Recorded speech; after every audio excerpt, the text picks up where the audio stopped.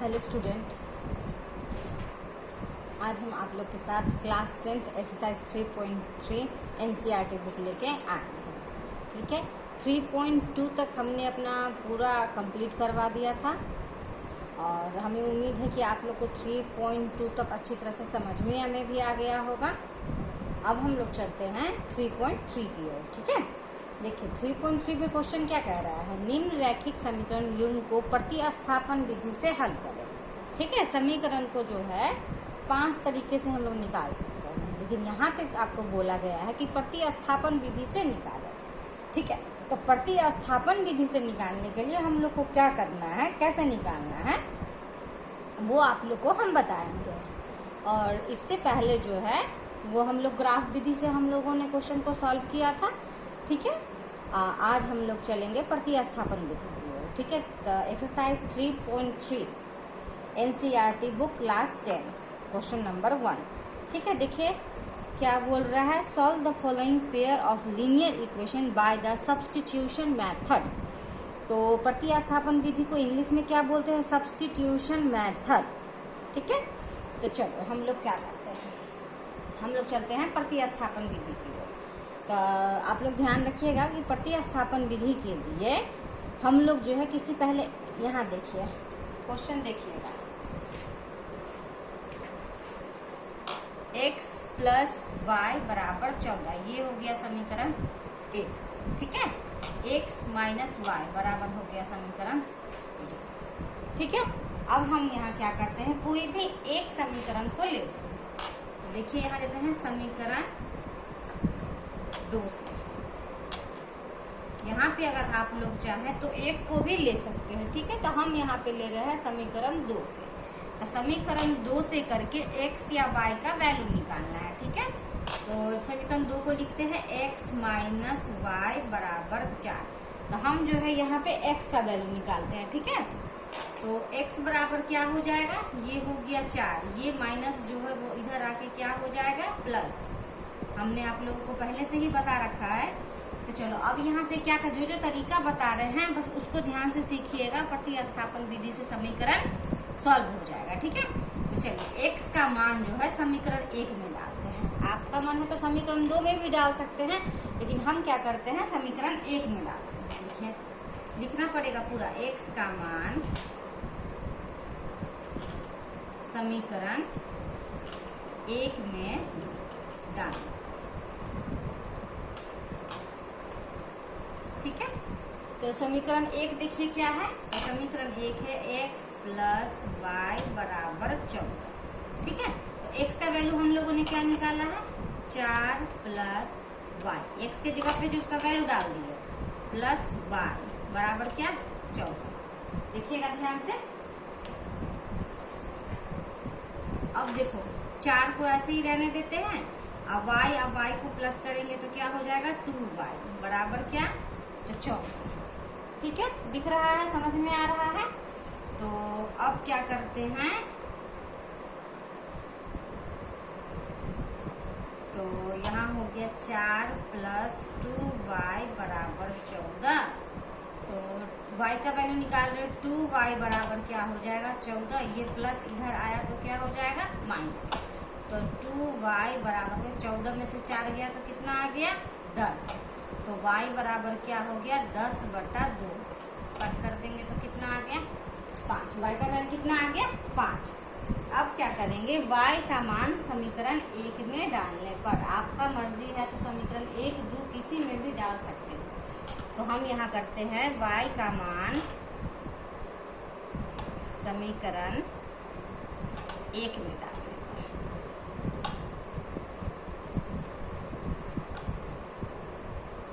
ठीक है, समीकरण 1 क्या है मेरा, तो x प्लस वाई बराबर है 14। तो x को तो ऐसे ही रहने देंगे, y के जगह पर क्या है मेरा 5 बराबर कितना 14। तो x बराबर क्या 14, ये 5 को इधर ले आए तो हो गया ये माइनस, तो x बराबर क्या 9, x बराबर हो गया 9 और y बराबर हो गया 5। बन गया क्वेश्चन नंबर 1। ठीक है, देखो प्रतिस्थापन विधि कितना आसान है, हमने जैसे बताया था बहुत इजी है प्रतिस्थापन विधि, वैसे ही निकला भी। अब है कि आप लोग को समझ में आ जाए तो सारा क्वेश्चन को आप लोग आराम से बना सकते हो। चलिए अब चलते हैं अगले प्रश्न की ओर। अगला प्रश्न क्या है, ठीक है। तो देखो इसमें हमने क्या किया है, पहले प्रतिस्थापन विधि में क्या करना होता है, किसी भी एक समीकरण को लेना होता है। तो हमने लिया है समीकरण 2। समीकरण 2 में था x माइनस वाई बराबर 14, तो हमने x का वैल्यू निकाल लिया, ठीक है। x का मान जो है हम समीकरण 1 में डाल दिए, तो x प्लस वाई बराबर 14, तो ये हो गया 4 प्लस वाई बराबर हो गया 14। ऐसे करके हमने y का मान निकाल लिया और फिर y का मान निकालने के बाद y का वैल्यू जो है समीकरण 1 में डाल दिया, फिर उससे जो है हम लोग x का वैल्यू निकाल दिया, ठीक है, कोई दिक्कत नहीं। चलो अब हम लोग चलते हैं आगे के प्रश्न।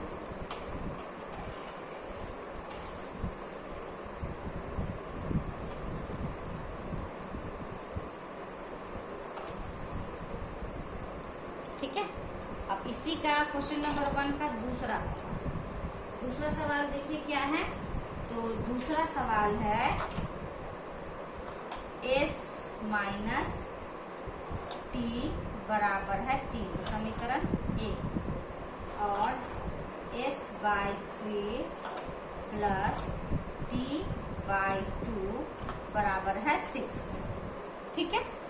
तो समीकरण 1 तो सरल है तो उसको हमने ऐसे लिख दिया, लेकिन समीकरण 2 जो है वो भिन्न में दिया हुआ है। तो भिन्न में दिया हुआ है तो देखो ऐसे को कैसे हम सरल करेंगे, तो इसका हम निकालते हैं भिन्न का जोड़। तो 3 और 2 का लघुत्तम पहले लेंगे, तो 3 दूनी कितना हो जाएगा 6। ध्यान से देखिएगा, ठीक है, अगर दिक्कत हो तो 3 को अगर हम 6 से भाग करेंगे तो 3 दूनी 6 आ गया, और 2 को 2s से हम लोग गुना करेंगे तो हो गया 2s, प्लस फिर 2 को इससे हम भाग करेंगे तो हो गया 3, या 3 को t से गुना करेंगे तो हो गया 3t, बराबर में हो गया 6, ठीक है। अब क्या करेंगे हम लोग, अब हम लोग करेंगे कि इसको क्रॉस मल्टीप्लिकेशन करेंगे। कोई भी अंक के नीचे 1 छिपा होता है तो क्रॉस मल्टीप्लिकेशन कीजिए। तो 2s प्लस 3t बराबर 6 जा 36, ठीक है। अब क्या करना है, ये हो गया मेरा समीकरण 1 और 2 हो गया है। तो हमको समीकरण किस विधि से निकालना है, तो प्रतिस्थापन विधि से निकालना है। तो हम लिखते हैं यहाँ समीकरण 2 से, समीकरण 2 देखिए 2s प्लस 3t बराबर में 36, ठीक है। तो हमने बताया था कि दोनों में से किसी एक का वैल्यू निकालेंगे, तो यहाँ हम लोग s का वैल्यू निकालेंगे। तो 2s बराबर हो गया 36, ये प्लस को इधर ले आया तो हो गया माइनस।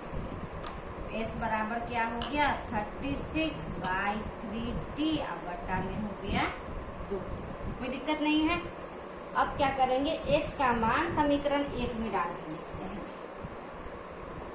s का मान समीकरण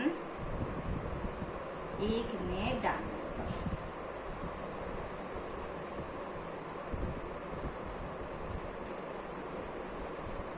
समीकरण 1 देखो क्या है, s माइनस टी बराबर में है 3।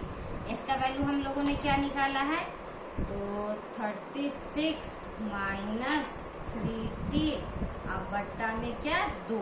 अब ये जैसे है वैसे लिख दो, माइनस टी बराबर में 3, ठीक है, कोई परेशानी नहीं, आराम से क्वेश्चन बन रहा है और बनेगा भी, क्योंकि क्वेश्चन में कुछ है ही नहीं जो नहीं बनेगा।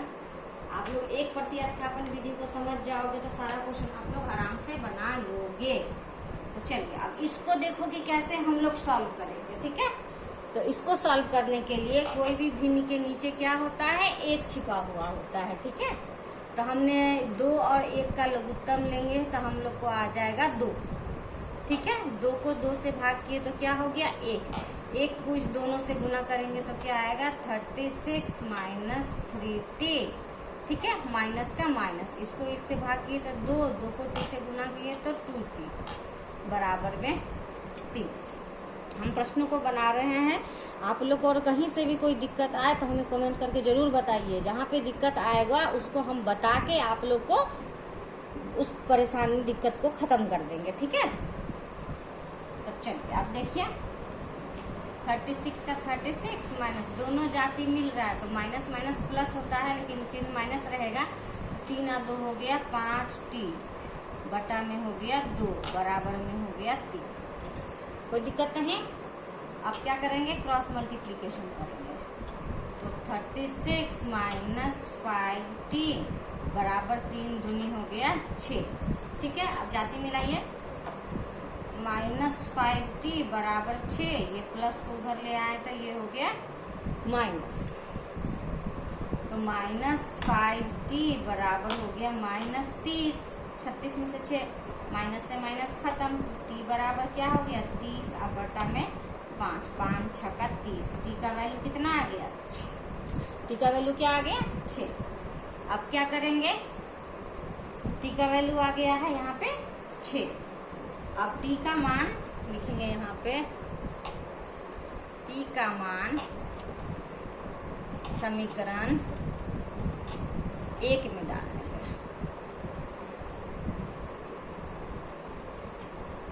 ठीक है, समीकरण 1 देखो क्या है। समीकरण 1 हो जाएगा मेरा s माइनस टी बराबर में हो गया 3। ठीक है, तो t का वैल्यू हमने निकाला है 6, s माइनस 6 बराबर में हो गया 3। तो हमको तो s चाहिए ना, s बराबर हो गया 3, माइनस को उधर ले गया तो हो गया प्लस 6, तो s बराबर हो गया 9। ठीक है, तो मेरा t का वैल्यू हो गया 6 और s का वैल्यू हो गया 9। हो गया प्रतिस्थापन विधि से दूसरा प्रश्न भी सॉल्व हो गया। ठीक है, अच्छे से आप लोग देख लीजिए, वीडियो को अच्छे से देखो और खुद से प्रैक्टिस करो। बिना प्रैक्टिस किए हुए मैथ नहीं आएगा, मैथ सिर्फ देखने से नहीं आता है। ठीक है, ये प्रश्न 2 हो गया। अब चलते हैं हम लोग तीसरी की ओर।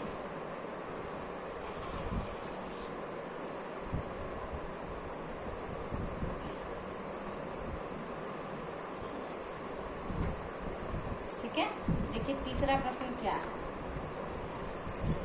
इसमें का तीसरा प्रश्न है 3x माइनस वाई बराबर में 3, समीकरण 1। और है 9x माइनस 3y बराबर है 9, ये हुआ समीकरण 2।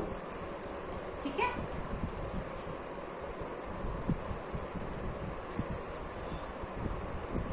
अब चलते हैं प्रतिस्थापन विधि से हम लोग जो है क्वेश्चन 3 को सॉल्व करते हैं। तो पहले हमने क्या बताया है कि लिखेंगे हम लोग समीकरण 2 से।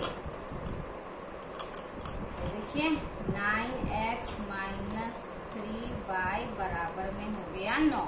तो हमको तो x का वैल्यू निकालना है ना, तो लिखेंगे 9x बराबर ये हो गया 9, माइनस को इधर ले आए तो हो गया प्लस, तो x बराबर हो जाएगा 9 प्लस 3y, अब बटा में हो गया 9।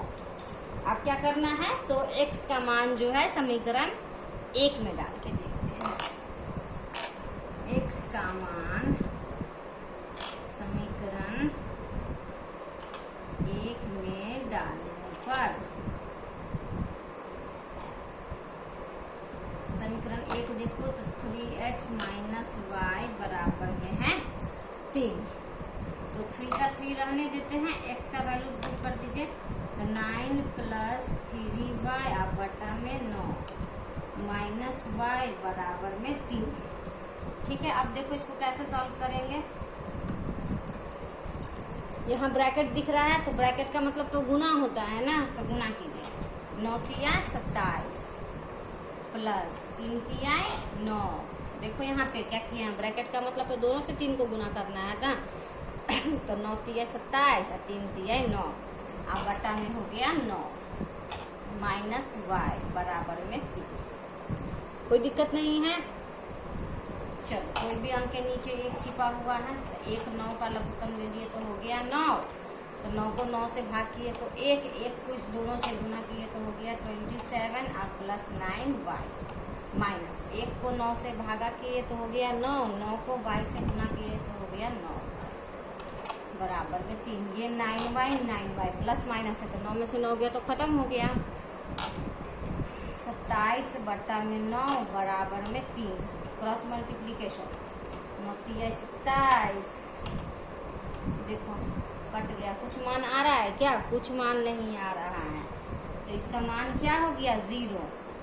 तो यह जो होता है दोनों समीकरण में जो है इसका मान तो 0 आ गया। तो 0 आने का मतलब यह होता है कि इसमें अपरिमित रूप से अनेक हल होते हैं। इसमें क्या होते हैं? अपरिमित रूप से अनेक हल होता है।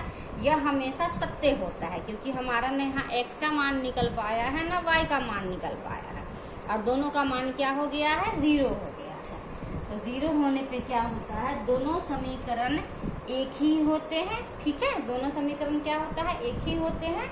और यहाँ पे लिख दीजिएगा, यह हमेशा सत्य है। यह हमेशा सत्य है।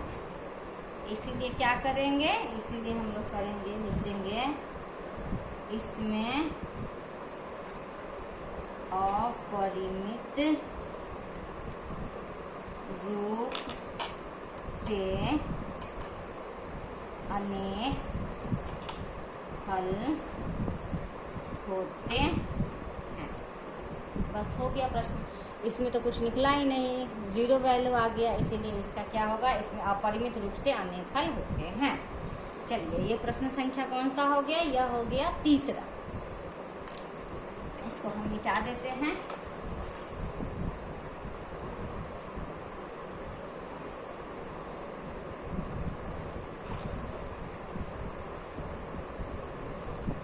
मिटाने के बाद हम लोग क्या करते हैं? हम लोग चलते हैं प्रश्न संख्या 4। प्रश्न संख्या 4 क्या है? तो 4 में है, देखो ना, 0.2x प्लस 0.3y बराबर में 1.3। ठीक है,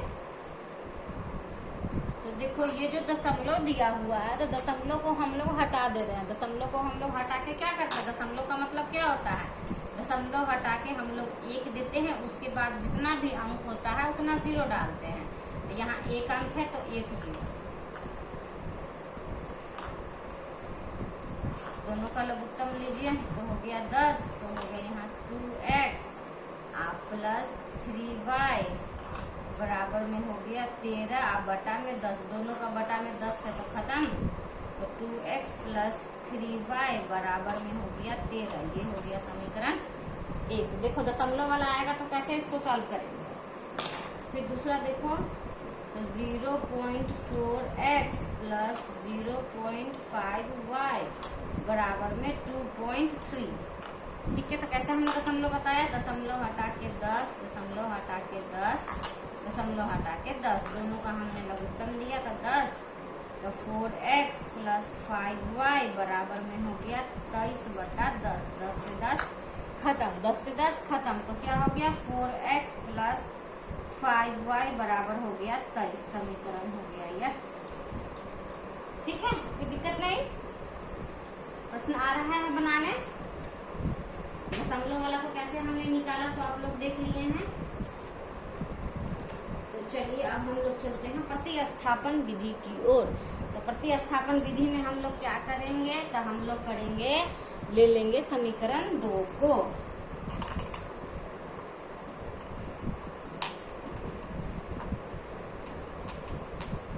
समीकरण 2 से, समीकरण 2 क्या है? तो 4x प्लस 5y बराबर में है 23। तो हमने बताया है कि x या y का वैल्यू निकालना है। तो 4x बराबर हो गया 23, ये प्लस इधर आ गया तो हो गया माइनस। तो x बराबर क्या हो गया? 23 माइनस 5y अब बटा में हो गया 4। ठीक है, कोई दिक्कत नहीं है। अब क्या करेंगे? x का मान समीकरण 1 में देने पर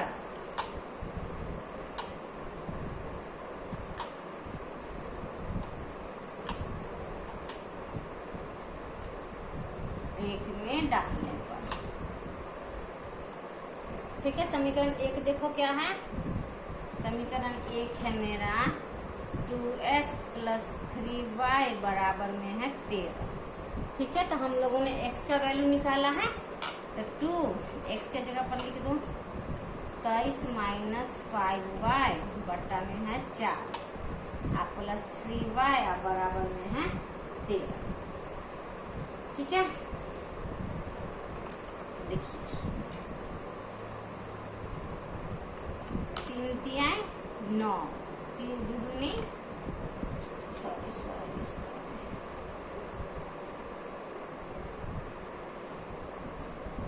3 दूनी हो गया 6 और 2 दूनी हो गया 4 माइनस 5 दूनी 10 12 बट्टा में 4 प्लस 3y बराबर में 13। ठीक है, अब क्या करेंगे, दोनों का लेंगे लघुत्तम। ये हो गया 4, तो 46 माइनस 10y आप प्लस 4 एकम 4 और 4 तिहाई 12y बराबर में है 13। ठीक है, यहाँ तक कोई दिक्कत नहीं है, हम आगे से मिटा रहे हैं थोड़ा सा, क्योंकि बोर्ड भर चुका है और प्रश्न में और भी बहुत सारा कुछ बचा हुआ है। ठीक है, तो चलिए चलते हैं अब।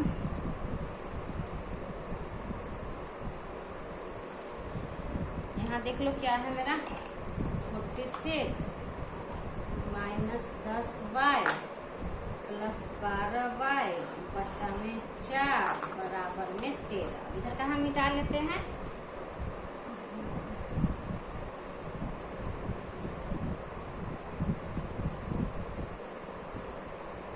ठीक है। अब देखो प्रश्न को देखिए अच्छे से, तो 46 दोनों को प्लस माइनस माइनस 2y बटा में 4 बराबर में हो गया 13, क्रॉस मल्टीप्लीकेशन, तो 46 प्लस 2y बराबर 13 चौका 52, तो 2y बराबर हो गया 52 माइनस 46, तो 2y बराबर 12 में से 6 गया 6 हो गया y बराबर हो गया 6 बटा में 2 दिया 6। y का वैल्यू क्या आ गया, y का वैल्यू मेरा आ गया है यहाँ पे 3, y का वैल्यू आ गया है मेरा क्या 3। चलो अब y का मान क्या करेंगे, y का मान समीकरण 1 में डालने पर, ठीक है। तो समीकरण 1 क्या था, तो 2x प्लस 3y बराबर में हो गया है 13, तो 2x प्लस y का वैल्यू डालना है, y का वैल्यू क्या निकाले हैं हम 3 बराबर में 13, 2x बराबर कितना 3 दिया 9 बराबर में 13, तो 2x बराबर 13 प्लस उधर चला गया था माइनस, तो 2x बराबर क्या 13 में से 9 घटाइए तो हो गया 4, तो x बराबर क्या 4 बटा में 2 कट गया हो गया 2, तो x बराबर 2 और y बराबर 3। ये हो गया प्रश्न 4। ठीक है, कोई दिक्कत नहीं है। चलो अब प्रश्न 1 में जो है 6 क्वेश्चन दिया हुआ है, ठीक है। तो चलते हैं हम लोग अब अगले प्रश्न की ओर, इसको मिटा लेते हैं। एकदम अच्छे से हम बता रहे हैं आप लोगों को, कहीं दिक्कत ना हो।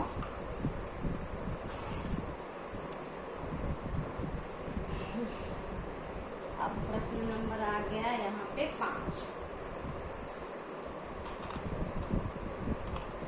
5 में है प्रश्न आपको √2x प्लस √3y बराबर में 0, ये हो गया समीकरण 1।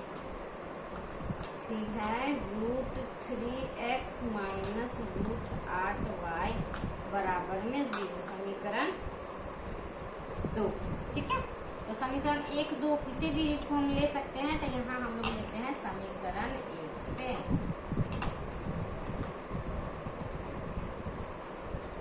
दिख रहा है, चलो समीकरण 1 देखिए, √2x प्लस प्लस √3y बराबर में है 0। तो हम लोग x का वैल्यू निकालते हैं।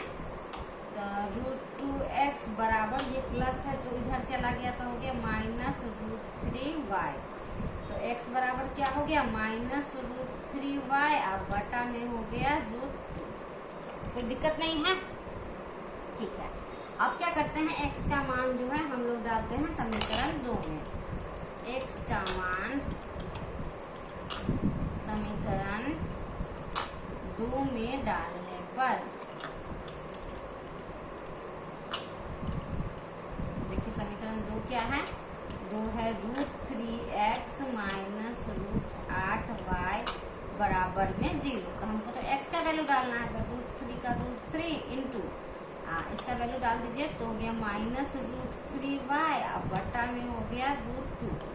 तो माइनस ये √8y और बराबर में है 0। कोई दिक्कत नहीं है। तो देखिए अब देखो इसको सॉल्व करो। तो √3 को √2 से हम लोग गुना करेंगे तो क्या हो जाएगा, √3 का स्क्वायर क्या हो जाएगा, माइनस में √3 का स्क्वायर y बट्टा में रहेगा क्या √2 माइनस √8y बराबर में 0। ठीक है, सॉल्व कीजिए। स्क्वायर से रूट कैंसिल होता है, ध्यान रखिएगा, कहीं भी रूट रहेगा स्क्वायर होगा तो स्क्वायर से रूट कैंसिल होता है।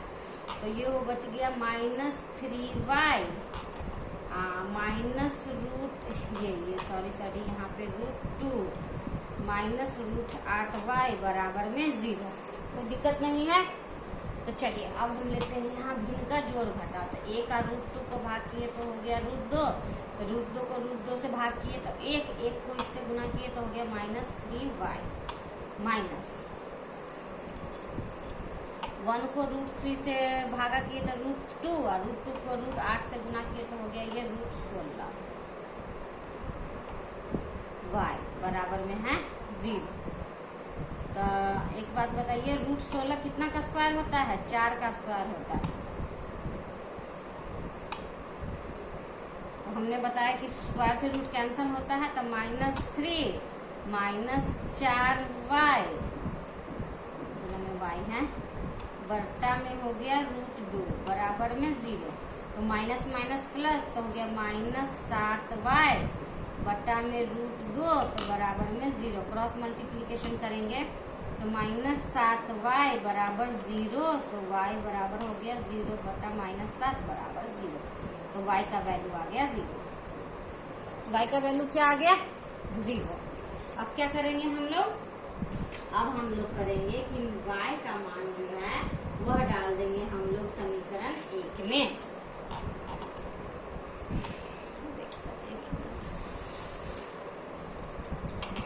y का मान समीकरण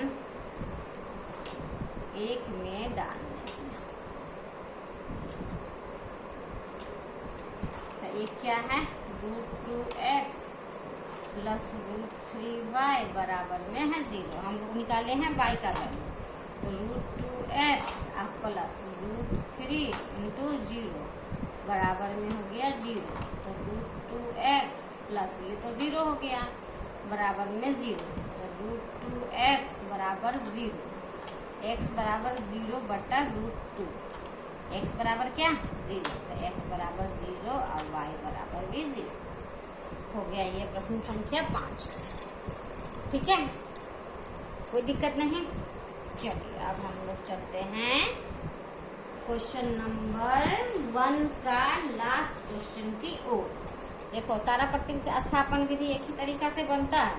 तो अगर एक प्रतिस्थापन विधि को आप लोग अच्छी तरह से सीख लोगे तो चाहे जितना भी एग्जाम में क्वेश्चन आए आप लोग को कहीं से भी दिक्कत नहीं होगा। ठीक है, चलिए अब हमने ये साफ कर लिया। अब चलते हैं प्रश्न संख्या 6 की ओर।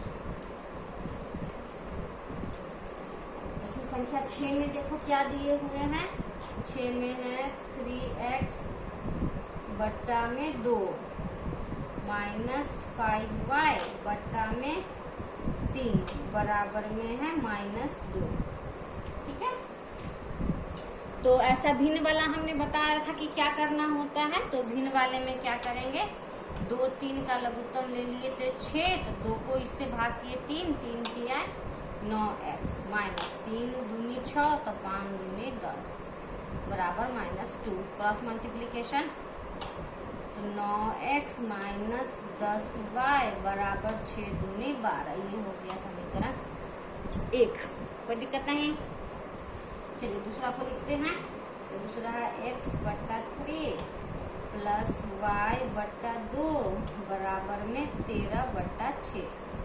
ठीक है, फिर वही 3 दूनी 6, तो 2 3 2x प्लस 3y बराबर में हो गया 13/6। क्रॉस मल्टीप्लीकेशन, तो 2x प्लस 3y नहीं सॉरी बटा में 6 है ना, तो ये 6 दूनी 12x प्लस 6 दूनी 18y बराबर 13 छड़ी कितना होता है,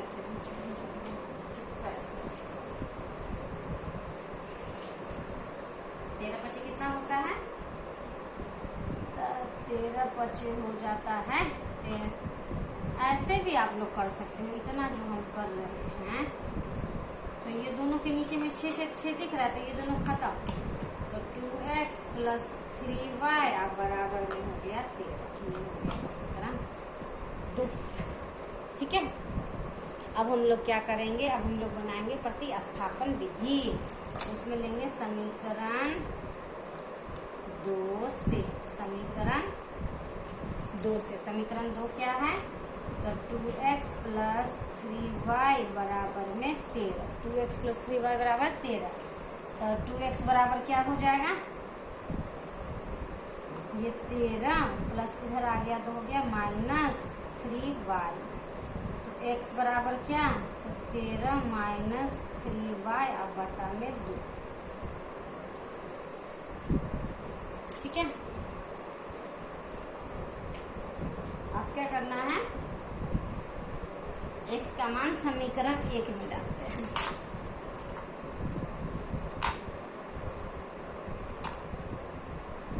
समीकरण 1 में डालने पर समीकरण 1 क्या है, 9x प्लस 10y बराबर में है -12। x का वैल्यू डालना है ना।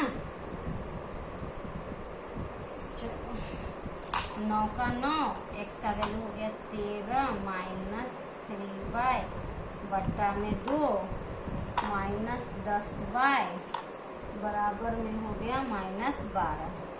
चलो देखो अच्छे से बनाओ। तो 13 नमा के 117, 13 9 हो गया 117 माइनस 27 बटा में 2 माइनस 10y बराबर में -12। दोनों का एलसीएम 2 117 माइनस 27y इधर हो गया 2, 10 दूनी 20। ठीक है, बराबर में -12। 117 माइनस दोनों को प्लस किए तो 47y बट्टा में 2 बराबर में -12। Cross multiplication 117 minus 47y minus 12 दूनी 24। ठीक है, तो -47y को इधर रहने देते हैं, तो -24 प्लस उधर चला गया तो हो गया -170। ठीक है, तो चलो इसको प्लस करते हैं। -47y बराबर 7 4 11 का 1 2 3 1 4 1। ठीक है, तो माइनस से माइनस हमने खत्म कर दिया, माइनस से माइनस खत्म। तो ये हो गया 47y बराबर 141, y बराबर 141 बटा में 47। इसको कट करोगे तो 3 टाइम में कट हो जाएगा। y बराबर 3। ठीक है, अब क्या करना है, y का मान समीकरण 1 में डालना है।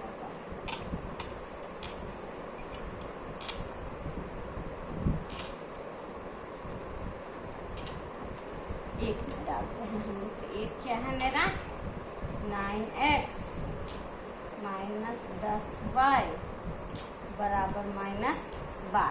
ठीक है, तो हमने y निकाला है, तो 9x माइनस 10 गुने 3, y की जगह पर क्या किया 3 डाला, तो हो गया 9x माइनस 10 × 30 बराबर हो गया -12। तो 9x बराबर हो गया -12, माइनस उधर चला गया हो गया, तो हो गया प्लस माइनस माइनस, इसको माइनस कर दो तो 10 में से 2 गया 8, 1। तो x बराबर क्या 18/9, 9 दूनी 18। तो x का मान हो गया 2, y का मान हो गया 3। ये भी हो गया प्रश्न संख्या 6। क्वेश्चन नंबर 1 का 6 सवाल जो है हमने अभी आप लोगों के साथ सॉल्व किया है। ठीक है, प्रतिस्थापन विधि अब हमें उम्मीद है कि आप लोगों को अच्छी तरह से समझ में आ जाएगा। बस मेरा बनाया हुआ वीडियो आप लोग देखें और मैथ का प्रैक्टिस करें। हम गारंटी लेते हैं कि आपका मैथ्स जो है बहुत इजी हो जाएगा। बहुत, जब आप बोर्ड के एग्ज़ाम में जाइएगा तो आपको आराम से मैथ को क्लियर कीजिएगा और अच्छे मार्क्स लाइएगा। ठीक है ना, यह मेरा गारंटी रहेगा कि आप लोग जो है मैथ्स में बहुत अच्छा कर पाइएगा।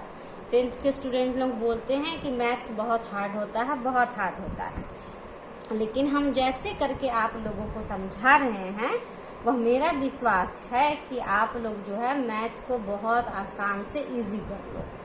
ठीक है, और जब मैथ आपका इजी हो जाएगा तो कहीं से कोई एग्ज़ाम में भी दिक्कत आने वाला नहीं है। तो ये एक्सरसाइज 3.3 का क्वेश्चन नंबर 1 जो है हमने आप लोग के साथ आज सॉल्व किया है, और हमें उम्मीद है कि मेरा बताने का स्टाइल, बोलने का शैली जो है आप लोगों को समझ में आ रहा होगा। ठीक है, अगर फिर भी कहीं पे भी कोई परेशानी हो तो हम बोलते हैं कि आप लोग कमेंट करके हमें बताइए जो कहाँ आप लोग को दिक्कत हो रहा है, ताकि उस जगह पे हम उस दिक्कत को ख़त्म कर दें। ठीक है, तो अब आगे का प्रश्न हम अपने दूसरे वीडियो में लेके आएंगे। अब यहाँ तक आज तक के लिए आज अपने वीडियो को यहीं पे समाप्त करते हैं। सो प्लीज़, अगर मेरा बताया हुआ चैनल, अगर बताया हुआ सॉल्यूशन अगर आपको समझ में आ रहा हो तो प्लीज़ मेरे चैनल को लाइक कीजिए, सब्सक्राइब कीजिए, और जितना ज़्यादा से ज़्यादा हो सकता है शेयर करके 10th वाले स्टूडेंट के लिए मैथ इजी बनाइए। ठीक है, चलो, अब मेरा तो यही प्रयास है कि हम आप लोगों को अच्छी तरह से मैथ का समझ हम लोग दे दें, तो 10th का एग्ज़ाम आप लोग को इजी लगे मैथ्स का। और ये मैथ्स का हो जाएगा, उसके बाद हम केमिस्ट्री को भी स्टार्ट करेंगे, लेकिन पहले हम ये मैथ्स क्लियर कर ले रहे हैं। ठीक है, तो चलो आज के लिए धन्यवाद, फिर हम लोग नेक्स्ट वीडियो में मिलते हैं। Thank you.